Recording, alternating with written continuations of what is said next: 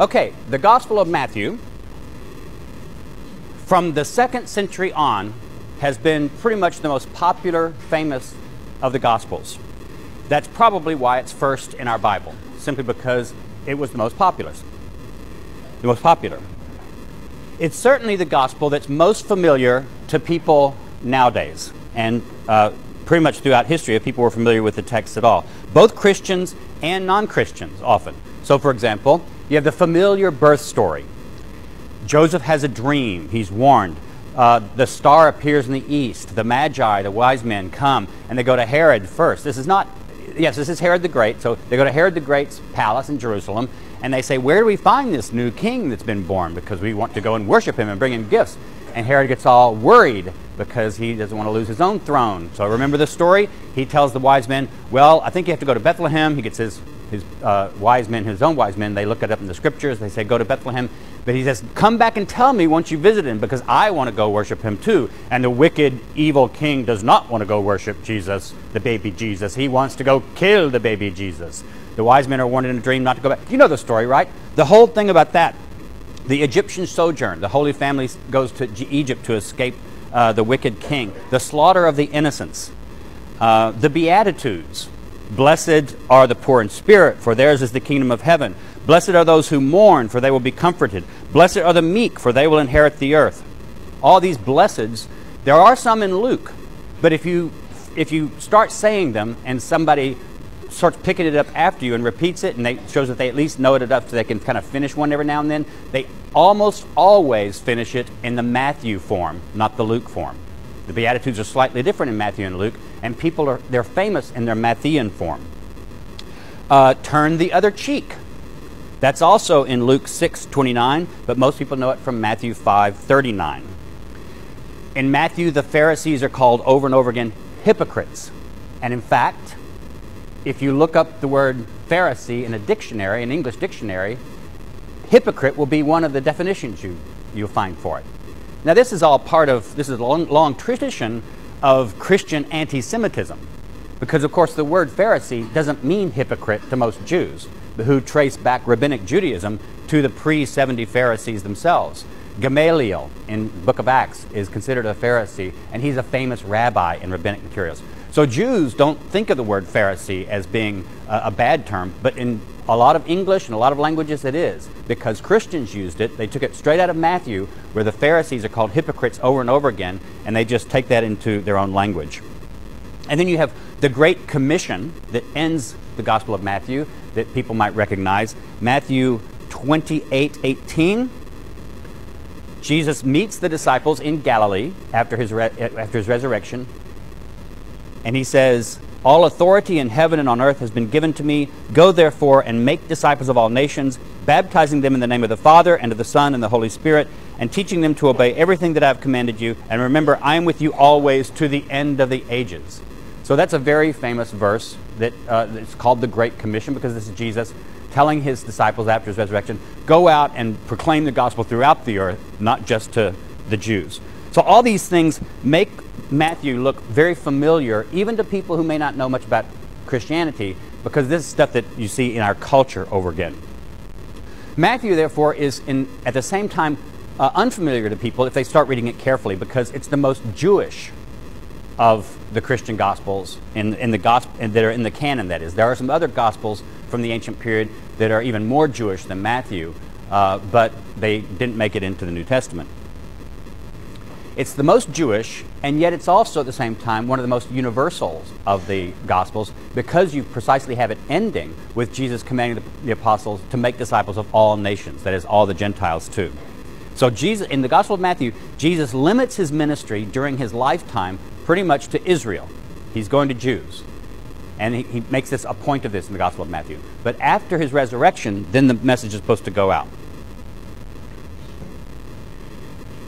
So look also at the way that Matthew begins. I talked about this in the very first lecture of class.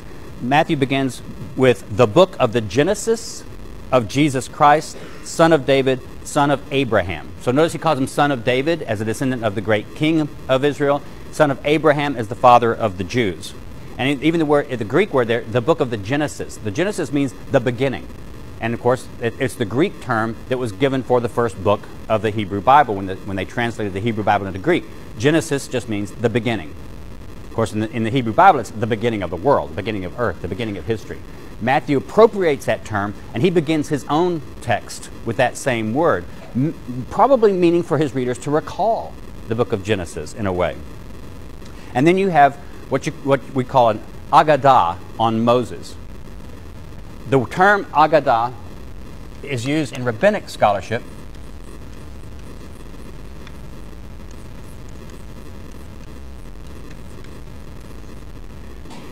Rabbinics work often divides up a lot of rabbinic materials into halakha and agadah. Halakha refers to the teachings that are about how you should live. Agadah, though, are stories that are about the patriarchs or great figures, and they're meant to make a moral lesson or something like that, but they don't give straightforward teachings, they tell stories. And that's how Matthew starts out. All that stuff about the evil king wanting to kill the baby Jesus because he's afraid that it'll be a threat to him. Think of, who does that remind you of? Who does that sound like? The child that comes out of Egypt, who does that sound like? These are all meant to remind you of Moses. And so Moses, Jesus is portrayed over and over again like Moses or like Joseph, also from the Hebrew Bible. And then again, you have the fulfillment of Scripture motif. Now, notice that in spite of the fact, though, that Matthew has, throughout Christianity, been interpreted as actually a rejection of the law, the Jewish law, or it presents Jesus as a new Moses, but Christians have often taken that to say that Jesus is not only the new Moses who fulfills Moses, he displaces the old Moses. So Matthew may have been put first in the canon because it was read by Christians as being sort of almost like the new law, the new Torah. And so you have Jesus talking about the law, the Jewish law, Torah, and also giving new commandments. Christians have taken that to mean the displacement of the Jewish Torah with now a new Christian Torah. And that actually then puts Matthew in a very odd position. Of the different Gospels in our canon, it's the most Jewish looking and sounding, and I'll emphasize that later in the lecture today. But Matthew has also been the source of some of the worst Christian anti-Semitism, precisely by portraying Jesus as rejecting the law of Moses in much of Christian interpretation and substituting his own law. That's Christian anti-Semitism. Notice it's from, as I said, it's from Matthew that you get the idea that Pharisees are all hypocrites. And then that gets transferred to being that all Jews are hypocrites. You get the idea in Christianity traditionally that Jesus rejected the law because that's legalism. The Jews are all legalistic, and we Christians are all full of grace and truth. So this idea that the Old Testament represents a God of anger and a God of strictness and a God of judgment, and the New Testament represents a God who's a Father and loving and full of grace. So this dualism that's so much part of European history, even common sense, even people who are not religious will often come up with this caricature that the Old Testament God is the God of anger and judgment, the New Testament God is the God of grace and forgiveness. Well, that's just not true if you read either testament with any care at all. But the Gospel of Matthew has been one of the texts that's been used in this way. And remember, it's in the Gospel of Matthew that you get the most anti-Jewish and anti-Semitic line that's been used throughout Western history. When Pilate wants to release Jesus from being crucified, the people, the Jews, say, "His blood be upon us and our children." That became the Christian charge of deicide. The Jews were then accused of killing God, and especially in medieval Europe. So that Matthew is in this very peculiar place when it comes to the history of the interpretation of the New Testament. It is at the same time the most Jewish of our canonical Gospels in many ways, and yet it's been used in Christian anti-Semitism more than any other Gospel, possibly maybe with the Gospel of John being a rival for that. So look at the structure of Matthew, though. Some people have even suggested that Matthew is intentionally structuring his Gospel to make it look like the Torah, the Jewish law. Because there are 5 speeches by Jesus in Matthew. These same sayings, you learned about the synoptic problem last week, If you take a synoptic problem kind of analysis of a lot of this stuff that are in some of these speeches in Matthew, a lot of these sayings might occur in another context in Luke or in Mark. Matthew seems to have taken materials that were traditional to him, that he found either in written sources or in oral sources, and he combines them into 5 separate speeches. And some people say maybe he meant to reflect the 5 books of Torah. The Pentateuch is the Genesis, Exodus, Leviticus, Numbers, Deuteronomy. Pentateuch is just the Greek word meaning the 5. So the first 5 books of Jewish scripture are called the Pentateuch. And maybe Matthew was imitating that in making 5 separate speeches for Matthew, for Jesus in his gospel. First, chapters 5 through 7, you have Jesus giving the famous Sermon on the Mount. Then chapter 10, you have him giving a speech to his disciples about the mission to Israel. So all of chapter 10 is, here's how you're supposed to do your mission when you go out to preach to Israel. You'll be persecuted, this will happen, do this, do that. Chapter 13 in Matthew is all parables. The parables that you'd find in different places in Mark or Luke, Matthew kind of groups them into one chapter and has Jesus kind of give it as one sort of speech. He likes neatness like this. If you look at chapter 18, it's another speech by Jesus, again to his disciples, and this one is mainly about church rules. Jesus talks about when your neighbor does something that you don't like, you go to their neighbor first, try to settle it peaceably. If your neighbor won't receive you or won't settle, take it to the church and let the church handle it, that sort of thing. So Jesus is giving instructions about how the church should behave itself and what the church would be like. And then in chapters 23 through 25, you get a very long speech by Jesus, which includes a big synoptic sermon. Remember last time I talked about Mark 13 and about Jesus' prophecies of all this happening when the end of time would come and the Messiah would swoop down in the clouds. Matthew takes over that speech from Mark, where he finds it. He adds a lot of materials on his own. He also brings it up to date, because remember I talked about last time, Mark didn't explicitly tell us about the destruction of Jerusalem in his gospel. You'll find that when we get to Matthew and Luke, they put more stuff in there that shows they were writing after the time of Mark and using Mark as a source. So that's all in that chapter. But then there's all these long woes to the scribes and Pharisees. Woe to the blah, blah, blah. Woe to you do this. There's a whole section of that speech. So 5 different speeches that some scholars have even suggested may be designed to imitate the 5 books of the Pentateuch. But as I said, the ending of Matthew is universalizing. It takes this Israelite vision that you've seen all the way through the book and then universalizes it to the whole world. So it's a universalism to all that's firmly anchored in Judaism and the Torah. But what does the Torah, the law, mean in Matthew? Look at 5:17. I hope you did bring your Bibles. Remember, we're all bringing our Bibles to class all the time because you have to check me out. Most Christians are taught, and most people just under the influence of Christianity have the idea that what Christianity is the supersession of Judaism. The thing that makes Jews and Christians alike, they both worship the same God. One of the things that makes them different is not only the worship by Christians of Jesus, but also the neglect by Christians of the Jewish law. So Christians can eat shellfish, bacon, pork, don't have to keep the Sabbath. Is that the view of the law we find in Matthew? 5:17. Do not think that I have come to abolish the law or the prophets. I have come not to abolish, but to fulfill. For truly I tell you, until heaven and earth pass away, not one letter, not one stroke of a letter will pass from the law until all is accomplished. Now, in a lot of Christian doctrine, what you're taught is that Jesus did fulfill the law in his own person. But that's not what he says here. Notice, until heaven and earth pass away. That's what he's talking about, the fulfillment of it. Therefore, whoever breaks one of the least of these commandments and teaches others to do the same will be called least in the kingdom of heaven. But whoever does them and teaches them will be called great in the kingdom of heaven. For I tell you, unless your righteousness exceeds that of the scribes and Pharisees, you will never enter the kingdom of heaven. So Jesus is not saying, okay, I've come, now you don't have to keep the Jewish law. He's actually teaching his own disciples. Remember, if Matthew didn't want this as a message to the members of his church, he wouldn't put it in his gospel. One of the things that I'm trying to teach you in my lectures is what does it mean to do an exegesis of this text? Because you're going to have to write exegesis of your own. And this Friday, your section leads will walk you through how to write an exegesis paper. But there are a couple of things that is not exegesis. It is not exegesis to try to figure out what actually happened. Did Jesus actually say this? Did Jesus actually believe that? That's part of the historical Jesus quest, which we'll talk about later in the semester too. But exegesis doesn't do that. Exegesis doesn't assume you're trying to read the text to get behind the text to something that happened in history. Nor does exegesis try to figure out, is this true or not? We don't care if it's true or not in an exegesis class.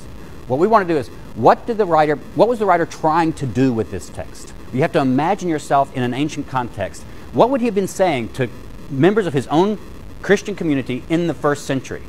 So this obviously means that we read this text as not Jesus necessarily teaching this. We don't know yet whether Jesus actually taught this. Matthew could have gotten it from some written source, from some oral source, or he could have just made it up. We'll talk about that problem later when we talk about the historical Jesus. Right now, we're not going to concern ourselves. We're just going to say Matthew could have written this, but we're trying to figure out, what did Matthew want to do with it?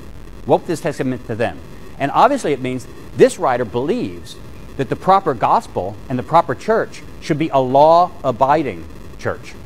He's expecting people in his church not to do away with the Jewish law. Look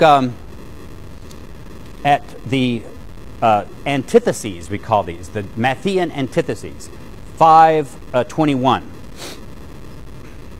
You have heard that it was said to those of ancient times, you shall not murder, and whoever murders shall be liable to judgment.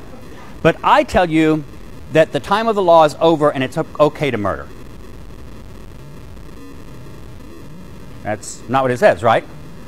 What does it say? So just shout it out. What? Don't even be angry. If you are angry with a brother or sister, you will be liable to judgment. And if you insult a brother or sister, you will be liable to the council. If you say, you fool, you'll be liable to hell of fire. A lot of us are in trouble. A lot of us are in trouble. He's not saying, I'm getting rid of the law. Murder's okay now. Keep going. Next, where am I? 5:27. You have heard that it was said, you shall not commit adultery, but I say that's okay, adultery is just fine. No, he says, but I say to you that everyone who looks at a woman with lust has already committed adultery with her in his heart. Wait, what? Well, I'm gay, so I'm okay about that. But a lot of guys are in a lot of trouble. He's basically saying, no, not only is adultery not okay, even desiring her if she belongs to another man is not okay. That's not getting rid of the law. Look at 5:38. You have heard that it was said, an eye for an eye and a tooth for a tooth, but I say, do not resist an evildoer. If anyone strikes you on the right cheek, turn the other also. If anyone wants to sue you, take your coat. Give your cloak as well. If anyone forces you to go 1 mile, go the 2nd mile. Give to everyone who begs from you, and do not refuse anyone who wants to borrow anything from you. These antitheses have been read throughout Christian history by many people as implying that Jesus is doing away with this bad, strict legalism of the Jewish law, and he's teaching you a law of grace instead and forgiveness. But that's not what's going on here, right? What Jesus has done, he's not doing away with the law here. He's intensifying it. If it's hard not to commit adultery, and believe me, for a lot of people it is hard not to commit adultery, it's even harder not to lust. If it's hard not to murder someone, and if you knew some of the people I have to work with around here, you'd know that it is hard not to murder someone. It's even harder not to be angry with them. And if it's hard not to retaliate when someone knocks you down, it's even harder to let them knock you down again. Jesus is intensifying the Jewish Torah and making it almost impossible to keep. But he's still expecting his disciples to keep it. So what Matthew presents Jesus as doing is not getting rid at all of the Torah, the Jewish law. He's intensifying it. Now there are a couple of places where it sounds like Jesus is going against. So when you have a hand washing incident, okay, let's look at that. That's in chapter 15, verse 17.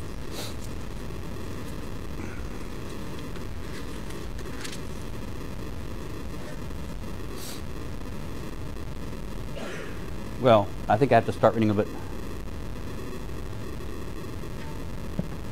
Yeah, I'll start reading a little bit earlier.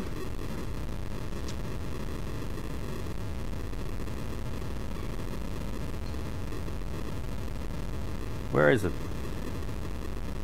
Yeah, the very first part of the chapter. The Pharisees' scribes come to Jesus from Jerusalem and said, "Why do your disciples break the tradition of the elders, for they do not wash their hands before they eat?"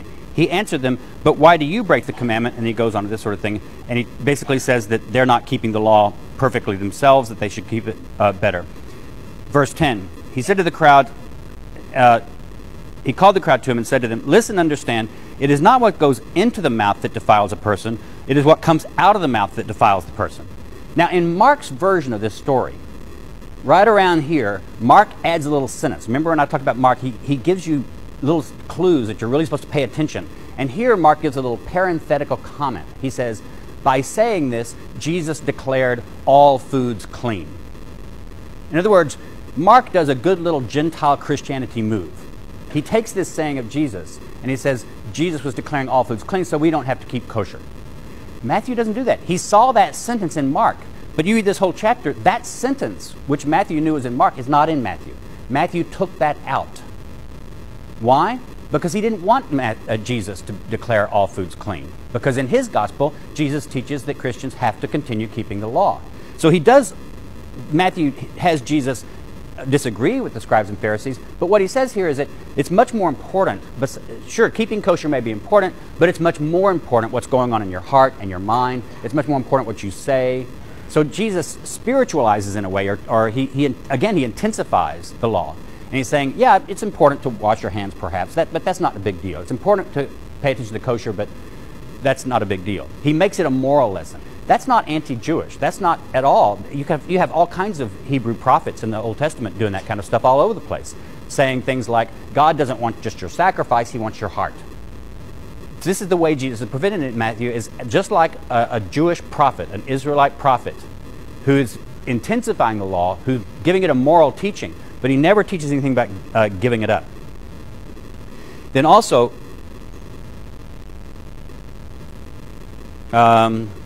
Jesus, though, also, besides being the one who teaches about Torah, and he's being presented as Moses, in Matthew presents Jesus more than any other Gospels as the founder of the church. In fact, if you look for the word church in some of the Gospels, it's very hard to find it because it's anachronistic. Jesus didn't go around his own life talking about the church. The church developed after his death. But Matthew retrojects the conversation about the church and even the foundation of the church and sort of laws about the church into the mouth of Jesus. Look at chapter 16, verse 17. And this is one we already read very carefully in Mark, the same story. Remember in Mark, Jesus says to the disciples, "Who do people say that I am?" And Peter says, Peter says, some of them say the Elijah, or some of them say one of the prophets, or some of them say John the Baptist. And Jesus says, "But who do you say that I am?" And Peter says, "You're the Messiah." And Jesus tells him, "Be quiet." And then Jesus rebukes him when Peter tells him that he's not supposed to be crucified. Matthew takes that story again from Mark, but notice how Matthew changes it. Verse 13, when Jesus came from the district of Caesarea Philippi, he asked his disciples, "Who do you say that I am?" You get the story again. And Jesus, but when Simon Peter says, "You're the Messiah, the Son of the living God," look what Jesus says in verse 17. Now in Matthew's version. Remember in Mark's version, Jesus said, "Okay, don't tell anybody." Jesus said to him, "Blessed are you, Simon, son of Jonah, for flesh and blood has not revealed this to you, but my Father in heaven. And I tell you, you are Peter, and on this rock I will build my church, and the gates of Hades will not prevail against it. I will give you the keys of the kingdom of heaven, and whatever you bind on earth will be bound in heaven, and whatever you loose on earth will be loosed in heaven." Then he sternly ordered the disciples not to tell anyone that he was the Messiah. So between the command to silence, which came right after the confession in Mark, Matthew puts all this foundation of the church stuff. Now this is a very famous text that has caused all kind of disagreement between Roman Catholics and Protestants. Roman Catholics take this text as teaching that Jesus particularly selected Peter as the first pope. And that when he says, "I'm giving you the keys of the kingdom," it means the pope or the bishop of Rome is the one who has the right to bind or loose, like that Jesus is talking about here. Protestants rejected that interpretation, and they said, well, no, he's talking to Peter in one sense, but he's really talking to all the apostles. And in fact, the issue of binding and loosing is given to the apostles, not just Peter. So there's a debate between Protestants and Roman Catholics traditionally over this passage. I think the debate kind of misses the point, because I think Matthew's point is basically just to have Jesus be the one who founds the church and puts it into the hands of his disciples.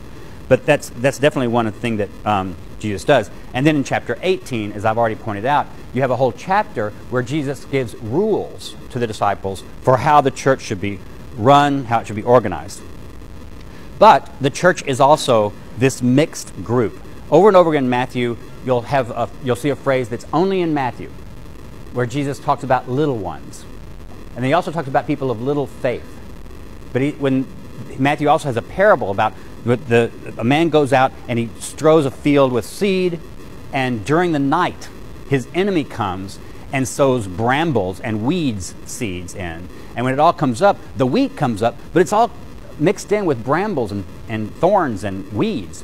And so the servants, the slaves of the man, come to the master and they say, what should we do? Should we try to weed out all the weed stuff and so we can gather the wheat? Should we try to trim it all out now? And the master says, no, don't worry about it now, because if you try to pull up all the thorns and the brambles, you're bound to pull up some of the wheat too. We'll just wait until the end, until it's all ready, and then we'll harvest the whole thing, and then we'll separate it out, and the wheat we will keep in storehouses, and the brambles and thorns will burn in hell.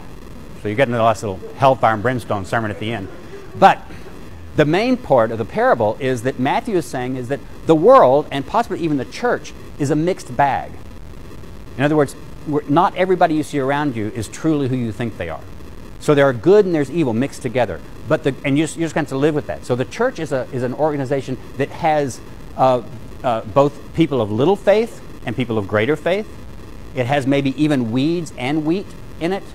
So these are all concerns of what kind of... So there's a whole group of parables in chapter 13 that we call the mixed group parables of Matthew. And they're particular to Matthew because Matthew seems to be making the point with these mixed group parables that the church itself is sort of a mixed group. Another important theme of Matthew, I'm giving you several different major themes of Matthew because I'm going to ask in a moment, why are these things here? What is Matthew trying to do with these different things altogether? So, for example, why is Jesus the lawgiver and still Jewish and teaches the acceptance of the Jewish law, and yet this universalistic message at the end of the gospel of going to all nations? Another thing that exegesis is finding problems in the text and then using the text itself to try to find answers to those problems. That's what exegesis does. So why I'm setting up some of these themes of Matthew, because these are going to be the problems that then I, as the wonderful scholar and exegete that I am going to swoop in with my angels on the clouds of heaven at the end of the lecture and give you the answers to all the problems of Matthew. And then you'll do that with your exegesis papers later. So one of the things that Jesus is also in Matthew is a teacher. Mark had told us in his gospel that Jesus was a great teacher. And people said, wow, he's a great teacher. He teaches not like the scribes and the Pharisees. He teaches as one with authority. But Mark didn't really tell us much of what Jesus taught. There are a few parables, a few controversies. But Mark tells you that Jesus is a great teacher without presenting Jesus teaching a lot. Matthew not only tells you Jesus is a good teacher, he presents a lot of teaching of Jesus. And so you get out a lot of that. And then you get this interesting passage in chapter 13, verse 51. Turn in your hymnals to 13:51.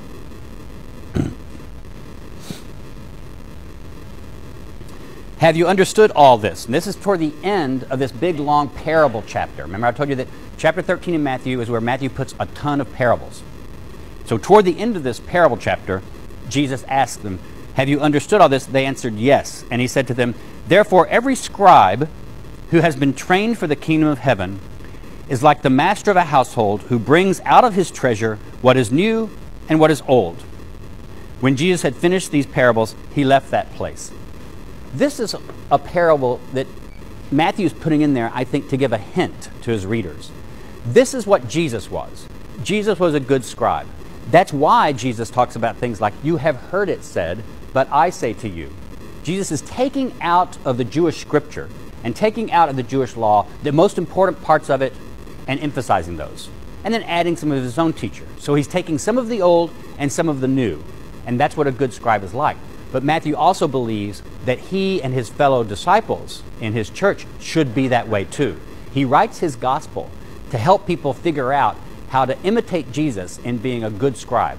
how to discern what of the old you should use and what of the new you should use. But then there's this really, one of the last problems I want to give is this really big problem in Matthew, because Jesus is also something, well, just read on the surface, Jesus comes across as a bit like a coward in the Gospel of Matthew. Look at chapter 4, verse 12 in Matthew. Chapter 4, verse 12.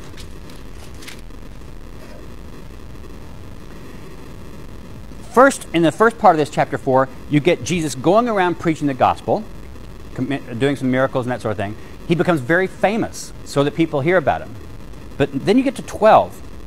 Now, when Jesus heard that John had been arrested, he got on his white charger and he rode to the prison and he sprang his friend John the Baptist out of prison. Indiana Jesus. No, that's not what it says, right? He withdrew to Galilee. And the word withdraw here is the Greek word for retreat. He retreated to Galilee because he heard that John had gotten arrested. He left Nazareth, made his home in Capernaum by the sea, in the territory of Zebulun and Naphtali, so that what had been spoken through the prophet Isaiah might be fulfilled. And then he quotes that. Verse 17, from that time Jesus began to proclaim, repent, for the kingdom of heaven has come near. In other words, Jesus retreats in the face of danger. He doesn't go toward it. But instead of retreating and hiding, he goes to another place and then he starts giving the message out. This is when he really first starts his own preaching ministry after John the Baptist is arrested. So notice what that happens there. Look again at 12:15, Matthew 12:15. Reading just a little bit above that, Jesus is disputing with the Pharisees, and verse 14 says, but the Pharisees went out and conspired against him how to destroy him. Another threat, this time from the Pharisees against Jesus. Verse 15, when Jesus became aware of this, he departed. Again, he withdrew. There's that word again. Many crowds followed him, and he cured all of them, and he ordered them not to make him known. This was to fulfill. Notice again, Jesus withdraws in the face of danger, but the withdrawing, in a sense, increases the ministry in an odd, paradoxical way. And then look at 14:13. Well, I won't read that one. 14:13, if you could look it up, that's another case of danger and Jesus withdrawing. But now let's spend a little more time looking at chapter 12, because have you noticed that the Gospel of Matthew likes to foreshadow things and fulfill things? The Gospel of Matthew likes to have Jesus do something, and then he'll tell you something that was not in Mark.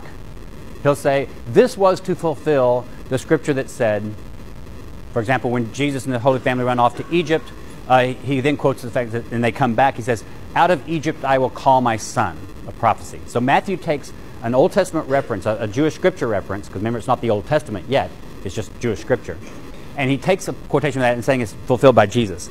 So in the same way, in Matthew 2:13 and 14, after they had left, this is after the wise men left, an angel of the Lord appeared to Joseph in a dream and said, get up, take the child and his mother, and flee to Egypt, and remain there until I tell you, for Herod is about... So they flee. There's that word again, withdraw. Even Joseph, with Jesus, retreats in the face of danger to Galilee. And then when he hears, they come back in verse 22 of the same chapter. Now, why is all this Jesus retreating? The other thing is, if you look at 10:23, we again get this same word. When you're doing exegesis, you might want to use a concordance. You'll learn on Thursday or Friday in your sections what a concordance is, and you'll learn how to use it. But basically, a concordance is a book that takes all the words of the Bible, and shows you where they occur. And if you looked up withdraw in an English concordance, it would tell you every time in a certain English translation that the word withdraw occurred in Matthew or Mark or Luke. You can test them out. You'll also learn how to use an analytical concordance, even if you don't know Greek, which will kind of give you an idea, once you learn how to use it, what's the Greek word lying behind these English words. And if you did that, you could find out that these different English words that I've been reading from translate the same Greek word, withdraw, anakoreo, anakoresis. And so this word is here too. And in 10:23, you have Jesus and his instructions to the disciples telling them that they also should retreat in the face of danger. So what is all this going on? How do we take these different issues? Jesus is almost a new Moses. Jesus is teaching that the disciples should keep the Torah, the law, but then Jesus, when he faces trouble, he withdraws from trouble, and he goes off someplace, but when he withdraws, he ends up preaching more, and the gospel ends expanding. And then the disciples, Matthew believes, will be the next version of Jesus. They also will be threatened. They also will be taught to retreat. They also will then go preach, and they'll eventually go preach to the entire world in the form of the Gentiles. So all of this is, Jesus functions as a model for the disciples, for the apostles, and the apostles function as a model for Matthew and the members of his own church. So what is all this doing here, and what's the context in which this kind of picture of Jesus would make sense? And we're going to spend a bit more time on one important passage, Matthew 14:22.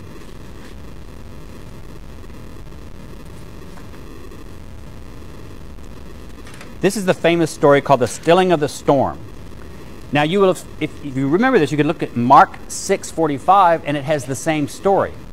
And if you took your parallel columns, one from Mark and one from Matthew, and you did your little colored pencil exercise that you did last week for your section, it's very interesting to see, what does Matthew add to Mark's story? And if you figure out what Matthew added to Mark's story, you can really get an idea about what was Matthew's own editorial interests. Why did he take something out of Mark, tell it differently, add new stuff to it? That gives you a great clue for what Matthew wanted to say. Because remember, each of these writers is not just telling you stuff that happened because it happened. They each are writing a book intending to put across a theological message.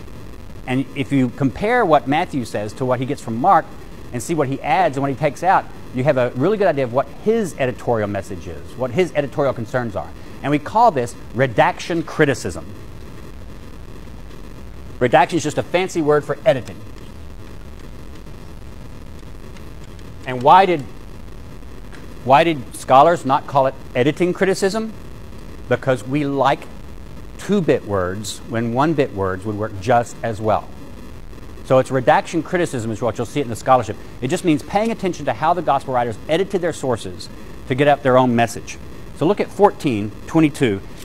And if you want to, you can flip over to Mark 6:45 and see the change. Or if you have Throckmorton, you can look it up in Throckmorton sometime. But I'll indicate some of it.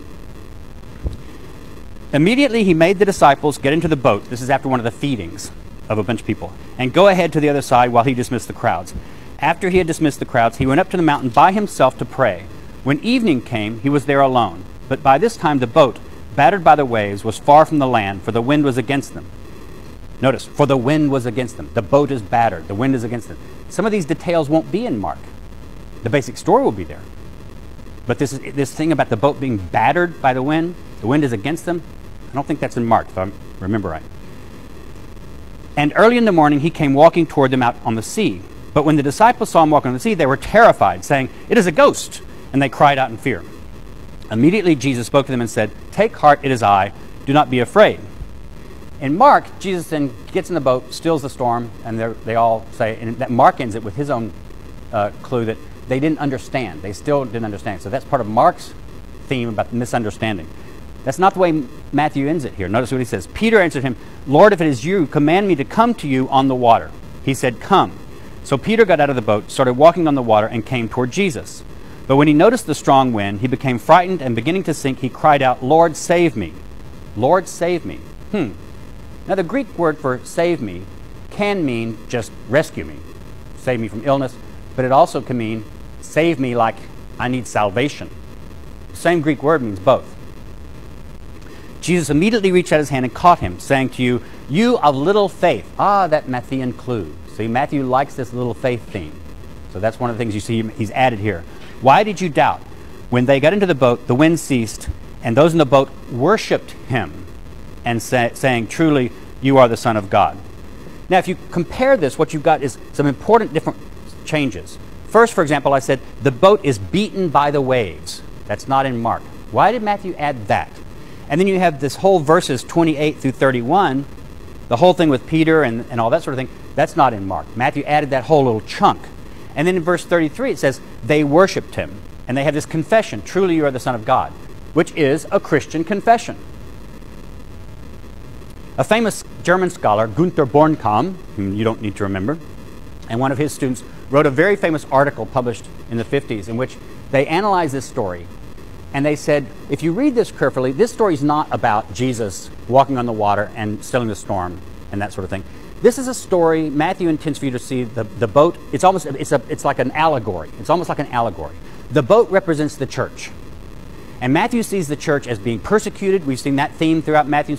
Jesus prophesies that the disciples will be persecuted. So the boat is persecuted, and that's represented by the storm and the winds and the waves buffeting them. And they're afraid. And Peter, who represents every Christian, says, I want to be like you, Jesus, and I want to walk on water. I want to overcome all these problems. He gets out of the boat, but he doesn't have enough faith. He has a little faith. And his doubt causes him to start sinking. When he does that, what should he do? He should cry out to Jesus. And Jesus will save him. And then Jesus gets in the boat, calms the storm, and they worship him and confess him. So Bornkamm used this redaction criticism. He was one of the first pioneers of using this method and calling it by this term, to say, compare Matthew with what he gets from Mark. And what you do is you see that what was just a miracle story, just basic story about the power of Jesus, has now become a moral story about the church. And it's now become something that Matthew is writing to encourage his own church. They are small, lonely, people of little faith. They're a mixed group, remember? So some people in the church seem to have a lot more faith than other people in the church. Some people in the church may not even be true disciples after all. They're not yet perfect. One of the ways that Matthew has a saying that is different from Luke. They seem to both get it from Q. Luke's version says, you should be merciful as your Father in heaven is merciful. Does anybody happen to know what that comes out in Matthew? It's in the Sermon on the Mount. You should be perfect as your Father in heaven is perfect. Matthew has perfect and Luke has merciful. Again, we see little bitty clues of how they write this. But that's Matthew telling his church, I know you're not perfect now, but Jesus calls you to perfection. They need more faith, and according to Matthew's story, they do it by focusing on Jesus and worshiping him as the Son of God, as they should. What I've done is walk through several different passages in Matthew. An exegesis wouldn't ask you to do all of those things together. You could write an exegesis paper on just one section of any of those things that I talked about. But notice what I've had to do. I've had to compare Matthew with Mark and Luke. I've tried to figure out why did Matthew include what he included? And why did he leave out stuff? Why did he change things from Mark? I've also said he probably used Q, this hypothetical document, because we find that by comparing Luke and Matthew. And I might guess at whether Matthew has the more original version of Q or whether Luke does. And I might try to imagine what was in Q and how Matthew may have changed that and edited that. That's all, of course, pure speculation because we don't have Q as a physical document to actually compare it with, like we've got Mark as a physical document. But scholars still do that. But the purpose is to all the way through to figure out, what did this author want to do? It's not concerned with whether he's telling us the correct history. We'll leave that for another day. And it's not to say whether it's true or not. And notice this, it's also not to come up with sappy Sunday school kinds of readings. This is the hardest thing for people to learn. And notice, it doesn't matter whether people have grown up in churches or not. Modern people have just come to think that when you read this book, you're supposed to get Sunday school type sappy answers out of it. What is the meaning of this story? Well, Jesus is teaching us to love one another. Well, okay, yeah, maybe so. But dig deeper. Try to imagine a historical context in which a human author is writing the story this way in order to do something socially in his own early community. We imagine an early Christian community, and we imagine what problems they had by reading the text. And then we see the text as being written consciously by an author to address those problems. And with Matthew, what you get is this. Matthew teaches that a Torah-observant form of discipleship to Jesus. Now, this will be very important because one of the themes of this whole course is the diversity of different early Christianities. It's anachronistic in the first century to even talk about Christianity as one thing, because as we'll show, there were different views of Jesus. There were different views of the Jewish law. And what you'll see very quickly in this course is Matthew has a very different view of what Christians should do with the Jewish law than does Paul, or Luke, or Mark, or John, or several of the other writers. So one of the things that makes Matthew present a peculiar kind of Christianity when judged by the standards of Paul's kind of Christianity is that Matthew teaches Jesus as teaching a Christianity that observes Jewish Torah. Even if Gentiles come in, which Gentiles do come in, Gentiles must be expected to keep the law also. So whereas Paul spent his whole career trying to get Gentiles to understand, no, you don't. You're not supposed to keep the Jewish law if you're a Gentile. Jesus absolves you from keeping the Jewish law. Matthew's not that way. He sees Gentiles coming into the church, but still being Torah observant. So he has a Torah observant form of Christianity with Jesus as the recognized Messiah. Gentiles are included in Israel. They're not included as a separate church. Gentiles are brought into Israel, it looks like for Matthew. And Matthew presents a church that is in conflict with other forms of Judaism. I think Matthew was written after the year 70, certainly after the destruction of the temple in Jerusalem. That seems pretty clear. Most of us scholars date it to somewhere in the 80s, maybe not earlier than the year 80, maybe not later than the year 90. We're guessing on this, but it has to be after 70. But he's in conflict with there are still Pharisees around. There are still scribes. There are other people who are offering a slightly different version of what it means to be Jewish. And that's the last thing that I'll say about this, is that Matthew is not presenting a new religion. He thinks what we would call Christianity is simply the right way to be a Jew. So what Matthew is presenting is a different sect within Judaism from the form of Judaism that's represented by the Pharisees or the Sadducees, perhaps. A lot of people think that the Sadducees may have become extinct after the destruction of the temple in Jerusalem because the Sadducees their power base was the temple. But if the Sadducees are still around, Matthew's presenting a different form of Judaism than they followed. He's presenting a different form of Judaism represented by the Jewish writer Josephus or Philo, but he is presenting a form of Judaism. In fact, scholars nowadays say Matthew does not represent a new religion with his gospel. He actually represents a different Jewish sect. Any questions? Yes, sir.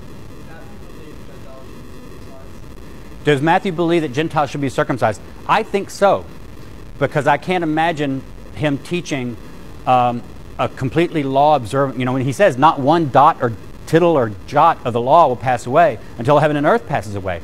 Well, any Jew at the time pretty much would have thought that circumcision was a very important part of Jewish law, not just a dot or a tittle. So I think so. You'll find lots of scholars who disagree with me, but of course they're all wrong. Any other questions? Okay, see you on Wednesday.